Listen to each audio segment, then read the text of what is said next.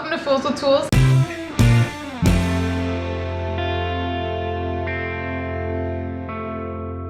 I'm Tori, and I'll be your fool for today. And I'm Zach, and I'll be your tool. As he normally is. Zach, our fabulous tool, what am I going to be learning today? Today, we're going to be learning how to replace inner tubes and plug tubeless tires. Great. Two things I don't know how to do. Oh my God, Zach! I have a flat tire! How'd you do that? Oh, we're going to have to replace this inner tube. So, for your inner tube replacement, you are going to need a couple of things. One of them is going to be... This is 3. One of them you're going to need is the appropriate size inner tube, as well as the proper valve type. You have Presta and Schrader. You're going to need a tire lever of your choice to remove the tire from the wheel, and some sort of device to inflate the new inner tube. Zach, what would be our first step here? So, step 1 is going to make sure that we have all the parts and tools we need. We've already done that. That's all set up behind you. Check. Number 2 would be to set the bike in a stand or upside down to begin the work. Obviously, if you're on trail side, it's going to be upside down. If you're in a bike shop, you can obviously put it in a stand. Number 3 would be to remove the wheel with the flap from the bike. We've already done that, so you have the wheel there in your hand. Yep. Step 4 would be to inspect the wheel and tire to attempt to determine what the cause is. If it's large, you'll probably be able to see it on the outside.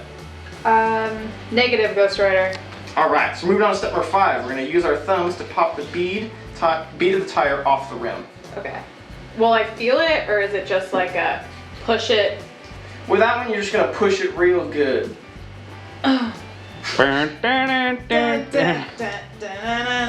Okay, the deed is done. Alright, so after that, we're going to use our tire lever to remove one side of the tire off the rim. So go ahead and put the spatula piece right underneath the bead, pull it off to the outside, and then push or pull, depending on how it's going to be easier for you, and you'll pull that bead right off the rim. Okay. Now you can take the valve cap off the tube, and then go ahead and remove the punctured tube right off of the... Okay. Alright. Next step, a good idea is to run your hand along the inside of the tire to see if you can find where the puncture is inside. If it's a small thorn, you'll feel it with your fingers.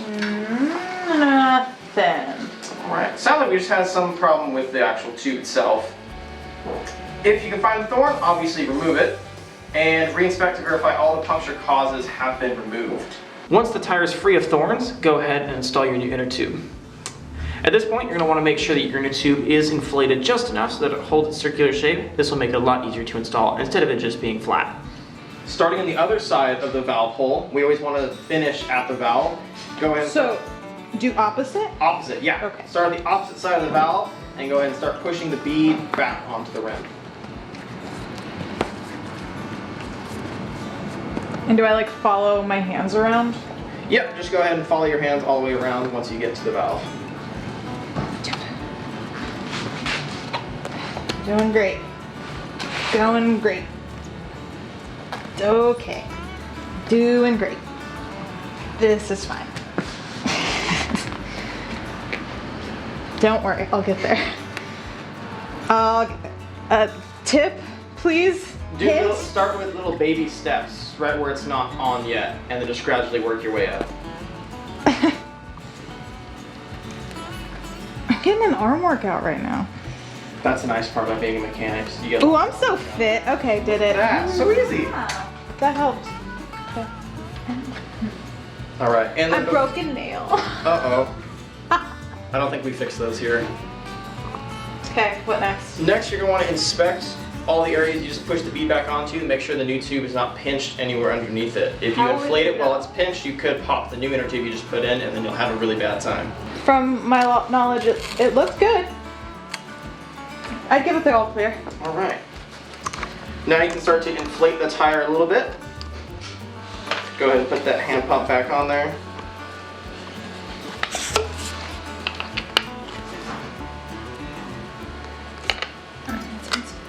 Okay. How much should I inflate it? I would put about 10 psi. Obviously, you don't have an actual gauge on there, so you're kind of just going to have to guess. Basically, just give it enough so that it starts to kind of take its shape. And once you have a little bit of air inside there, make sure you're not having any unusual bulges or bubbles anywhere in the tire. Okay. How should it feel? It should still feel soft at this point. And enough that the tire is holding its shape and it's round and not any like dents inside it. Okay. And then take this off? No, you can go ahead and leave it on and just make sure that it's not bulging out anywhere that looks weird or bad. Go ahead and inflate the tire to your desired pressure. Reinstall your wheel and go about riding. I think I have a flat. I think you do too. I didn't know they planted screwdrivers like that.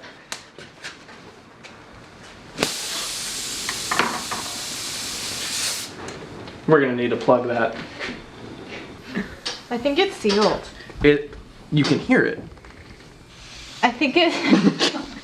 If you can hear it, it's not sealed.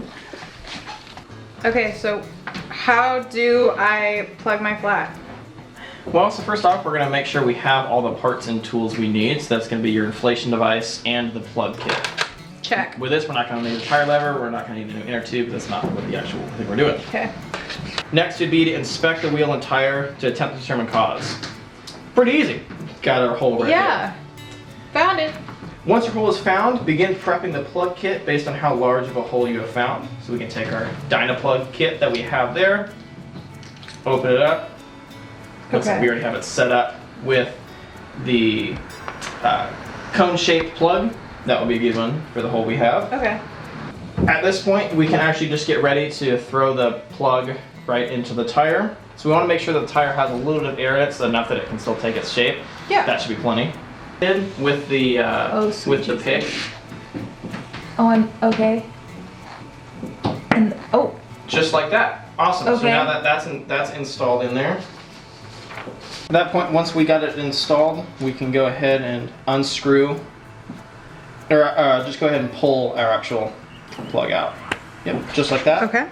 Yep, so that'll leave our strip in there. So now we can go ahead and kind of use your thumb to press the plug and kind of smash it flat into where that hole area is. Like Yep, into just, the hole?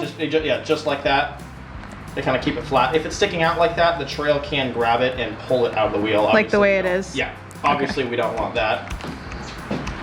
What can help sometimes too is grabbing a little trail side dirt and smashing it in there. That can help seal a lot of the little holes.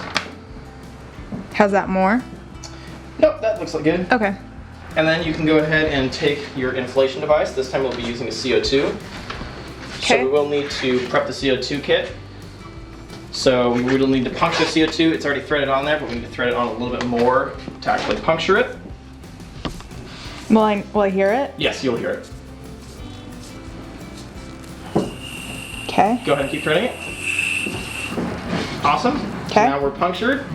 And now we can go ahead and put our inflation device on the valve. Make sure the valve is open. Okay. Go ahead and put it on, and then open the valve on the air device. That will start to fill our tire. Oh. It will start to get a little cold on the CO2. Yeah. That's chilly. It is chilly. How do you know when to stop? Once your tire has enough air pressure in it, or once the CO2 runs out. If we got enough air pressure Ooh, in there, she cold. you can go ahead and take that off, close your valve back up. Okay. Rotate the tire so that the puncture is down at the bottom. Go ahead and shake it around. What that's going to do is it's going to get a lot of our sealant that's inside the tire to plug up the rest of the little tiny holes that you can't really see. Okay. Step number 9. Go ahead and add air to your desired pressure. Step number 10. Go ahead and reinstall your wheel and go back to riding. Thanks for joining us this week on the Fools with Tools. If you want a more detailed and less chaotic version of this tutorial, we are going to have all of it on the pathbikeshop.com on our blogs. It'll list what tools we used, where you can get those tools if we have them in the shop. We'll link those for you and have a more detailed instruction of exactly what you need to do if you need to plug a tire or change one of your tubes. So I guess we're out and we'll see you next time.